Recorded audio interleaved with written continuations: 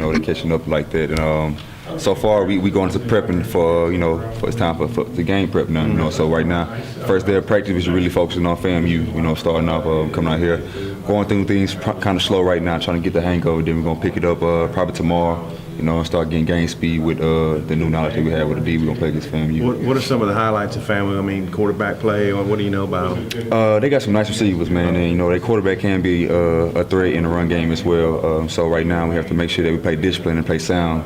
And we're going to figure out more keys as we go along, but right now we're early on in our game plan. How'd everything go in the mock games? Everything smooth? Oh, yeah, everything was smooth besides the, almost Hurricane Katrina came in this thing, man. But besides that, man, it was smooth. I'm just glad they put the pads back on and, go out there and, we getting ready for game time now. All that fall camp stuff behind us and going against each other, all that's behind us, and now it's time to go hit somebody else, man. So the mock game went pretty smooh, man. You came out the same way and been in the same locker rooms and all that. It's a little bit different this year, when you are. Yeah, it is actually kind of different. Just the way everything's set up, and we in a whole new locker room. I actually like to visit our home locker room now. It's bigger, so it's just more spacing to move around and everything else. So, for the new setup right now, it's just some place for us to go just to get ready to go to war. Josh Lydell got up with the ones last week. What has him and DeAndre been going at this week? What have they been looking like?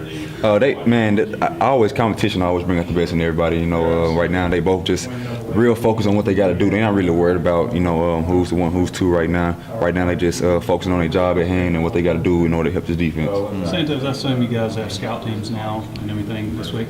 Monteric Brown joined you guys. Yeah. Is he trying to get up to speed on some stuff, or do they have him with the scout team? What are the plans for him? Do you know? I'm not sure what's his expectations. I believe they expect him to play this year.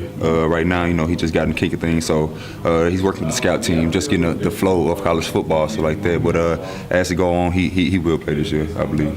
What are your early impressions of him? I know he's just been here for a few days, but what do you think of him? So far, he, of course, like every freshman right now, he's a little shy. He don't really talk much, but Monteric seemed like an eager guy to learn. He's real quiet back there. He's taking notes and everything like that. So I can tell that he's real into being a student of the game. And I'm gonna make sure I take him and teach him as much as possible. To get him coming along.